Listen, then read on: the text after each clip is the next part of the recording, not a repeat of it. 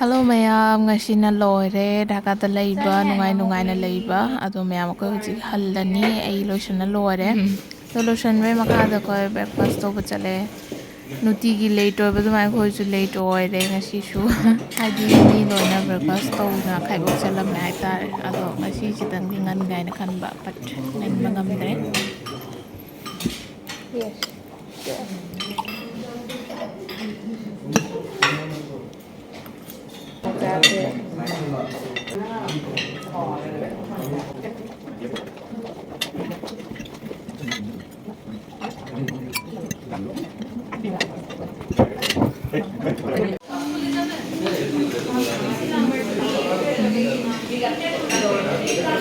Mamanggi building sini ako na lay dito 5 floor da ado chaba loy na jig halli ado ngasi na loy re hallani ngasi mayam akoi room gi mamang da sini view je room manung da eng view ai tare ado yam fajadra mayam do mayam ina kalina video se ina kapi mai sumai na ai thokla ko dai di khangure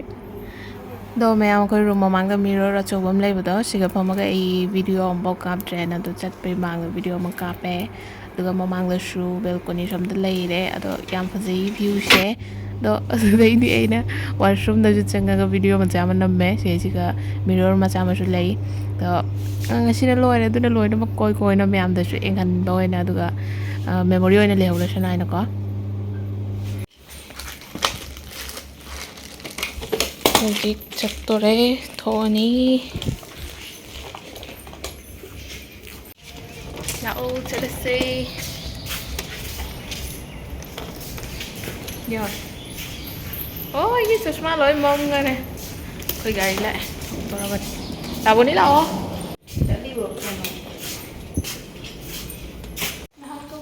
Cặp xì lọ, cặp có tụi mình lên chắc khởi khơi đang đi xì lì đâu. Chắc là đi.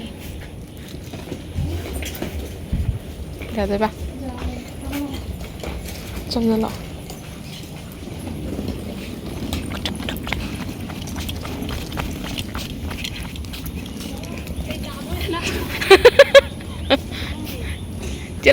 चलो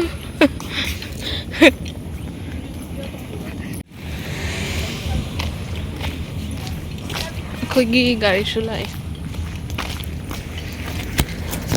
Thank you.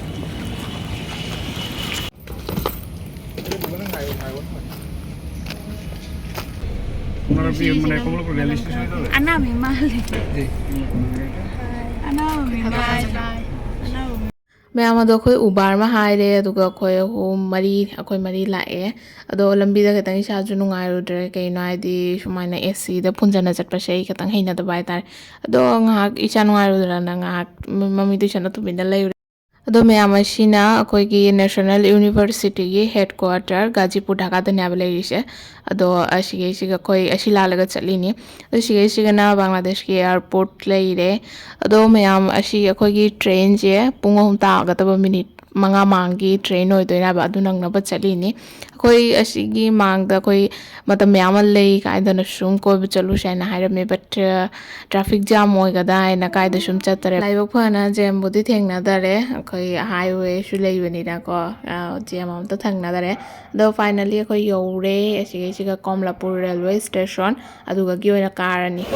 mayam akoi jig jore komlapur station asina khwai tai chawwa station bangladesh ki mayam chawre tare chege ado mayam ai mobile je hachal lage he je mobile bajana chatle na hai yore kaino ai mobile yore mayam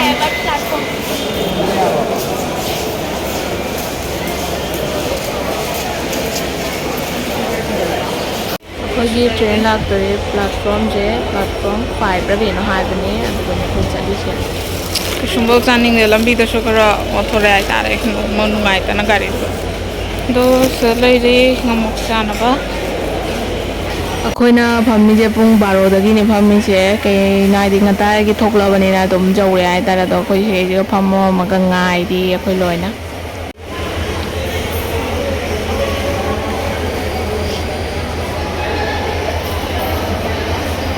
ꯇ꯭ꯔꯦꯟꯁꯤꯗꯤ ꯁꯤ ꯁ꯭ꯇꯦꯁꯟꯁꯤꯒꯒꯤ ꯊꯥꯗꯣꯏꯃꯤꯅ ꯇ꯭ꯔꯦꯟꯁꯤꯕꯨꯗꯤ ꯁꯤꯗ ꯂꯩꯔꯦ ꯑꯗꯣ ꯃꯅꯨꯡꯁꯦ ꯁꯦꯡꯗꯣꯛ ꯈꯣꯠꯇꯣꯛꯅ ꯇꯧꯔꯤ ꯑꯗꯨꯅ ꯑꯩꯈꯣꯏ ꯀꯥꯗ꯭ꯔꯤ ꯂꯣꯏꯕꯒ ꯑꯩꯈꯣꯏ ꯁꯤꯁꯦ ꯀꯥꯅ ꯂꯩꯔꯅꯤ ꯑꯗꯨ ꯁꯣꯝꯗ ꯇ꯭ꯔꯦꯟ ꯑꯃꯁꯨ ꯊꯥꯔꯦ ꯑꯗꯨ ꯍꯣꯏ ꯁꯤ ꯇ꯭ꯔꯦꯟꯁꯤ ꯃꯊꯥꯒꯤꯕꯗ ꯃꯤ ꯋꯥꯈꯜꯁꯦ ꯌꯥꯝ ꯀꯣꯝꯃꯤꯁꯦ ꯌꯦꯡꯉꯣ ꯏꯪ ꯃꯅꯦ ꯏꯪ ꯆꯤꯛꯏ ꯈꯤꯇꯪ ꯂꯥꯡꯒ ꯀꯩꯗꯧ ꯑꯩꯈꯣꯏ ꯀꯩꯅꯣ ꯀꯌꯥ ꯊꯤꯅ ꯃꯤ ꯌꯥꯝꯅ ꯆꯠꯈ꯭ꯔ ꯃꯇꯧꯏꯁꯨ ꯌꯦꯡꯉꯣ ꯌꯦꯡꯉꯣ ꯑꯩꯈꯣꯏ ꯇ꯭ꯔꯦꯟ ꯊꯥꯗꯣꯔꯦ ꯍꯧꯖꯤꯛ ꯃꯤꯁꯨ ꯂꯥꯛꯅꯔꯦ ꯇ꯭ꯔꯦꯟꯁꯦ ꯄꯨꯡ ꯑꯃ ꯍꯦꯟꯅ ꯗꯤꯂꯦ ꯑꯣꯏꯔꯦ ꯑꯗꯨꯅ ꯌꯧꯕꯗꯁꯨ ꯊꯦꯡꯉꯅꯤ ꯍꯥꯏꯇꯥꯔꯦ ꯅꯨꯡꯗꯥꯡꯒ ꯇꯥꯔꯅꯤ ꯑꯗꯣ ꯑꯩꯈꯣꯏ ꯇꯨꯝꯃ ꯆꯠꯂꯅꯤ ꯃꯌꯥꯝ ꯑꯩꯈꯣꯏ ꯇ꯭ꯔꯦꯟꯗ ꯄꯨꯡꯗꯣꯟ ꯊꯨꯝ ꯃꯣꯔꯣꯛ ꯕꯗꯥꯝ ꯑꯗꯨꯒꯩꯗꯤ ꯆꯥꯁꯨ ꯃꯌꯥꯝ ꯑꯃ ꯊꯛꯑꯦ ꯑꯗꯣ ꯑꯩꯈꯣꯏ ꯌꯧꯗꯣꯔꯦ ꯁꯤꯒ ꯕꯦꯒꯁꯨ ꯂꯣꯏꯅ ꯄꯨꯊꯅ ꯊꯝꯃꯦ ꯕꯥꯏ ꯂꯩꯍꯧꯔꯦ ꯆꯠꯂꯣ ꯗ꯭राꯏꯚꯔ ꯂꯩꯇꯦ ओके अदो मैम सोचिगा लाबोनीगदी सोमदगी चलनी अदो अईगा दारोबेनगाना सोमदई लाए पाबुंग गाइरमगनी भानुगास्ता